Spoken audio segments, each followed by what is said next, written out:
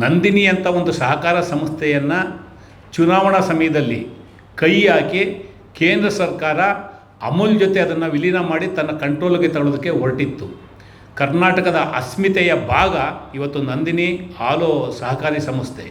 ಇಡೀ ದೇಶದಲ್ಲಿ ಗುಜರಾತ್ ಬಿಟ್ಟರೆ ಕರ್ನಾಟಕದ ನಂದಿನಿ ಭಾಳ ದೊಡ್ಡ ಮಟ್ಟದಲ್ಲಿ ಬೆಳೆದಿರ್ತಕ್ಕಂಥ ಸಹಕಾರ ಸಂಸ್ಥೆ. ಅನೇಕ ಮಹನೀಯರ ಕೊಡುಗೆ ಅದರಲ್ಲಿದೆ. ಇವತ್ತು ಸಹ ನಂದಿನಿನಲ್ಲಿ ಬರೀ ಕಾಂಗ್ರೆಸ್ ಪಕ್ಷದ ಆಡಳಿತ ಮಂಡಳಿ ಅಲ್ಲ, ಅನೇಕ ನಿರ್ದೇಶಕರು ಭಾರತೀಯ ಜನತಾ ಪಕ್ಷದಿಂದ ಆಯ್ಕೆಯಾದವರು ಇದ್ದಾರೆ.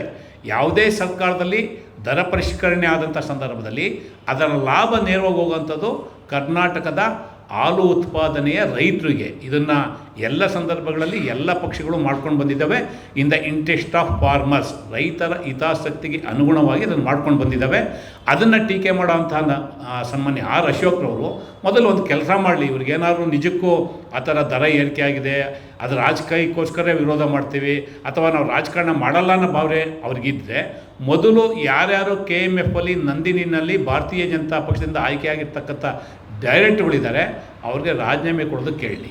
ಆಮೇಲೆ ಅವರು KMF ಆಡಳಿತ ಮಂಡಳಿ ಬಗ್ಗೆ, ಕಾಂಗ್ರೆಸ್ ಸರ್ಕಾರದ ಬಗ್ಗೆ ಮಾತಾಡಲಿ. ಆವಾಗ ಅದಕ್ಕೊಂದು ಅರ್ಥ ಇರುತ್ತೆ. ಇಲ್ಲಿ ಒಬ್ಬ ವಿರೋಧ ಪಕ್ಷದ ನಾಯಕರಾಗಿ ಯಾವ ಸಂದರ್ಭದಲ್ಲಿ ಏನು ಮಾತಾಡಬೇಕು, ಯಾವ್ರ ಬಗ್ಗೆ ಮಾತಾಡಬೇಕು ಗೊತ್ತಿಲ್ಲದಲೆ ಅವ್ರಿಗೆ ಇವತ್ತು ಇಂತಹ ಚಲಾವಣೆಯಲ್ಲಿ ಇಲ್ಲದಲೇ ಇರ್ತಕ್ಕಂಥ ವಿಷಯಗಳು ತಗೊಂಡು ಮಾತಾಡೋ ಅಂಥದ್ದು, ಭಾಳ ಬಲಿಷ್ಠವಾಗಿ ಬೆಳೆದಿರ್ತಕ್ಕಂಥ ಸಹಕಾರಿ ಸಂಸ್ಥೆಯನ್ನು ವೀಕನ್ ಮಾಡೋದಕ್ಕೆ, ಆ ಸಂಸ್ಥೆಯನ್ನು ದುರ್ಬಲ ಮಾಡೋದಕ್ಕೆ ಮಾತಾಡುವಂಥದ್ದು, ಇಂತಹ ಕೆಲಸವನ್ನು ಒಬ್ಬ ಸಮರ್ಥ ವಿರೋಧ ಪಕ್ಷದ ನಾಯಕರು ಮಾಡೋದಕ್ಕೆ ಸಾಧ್ಯ ಇಲ್ಲ.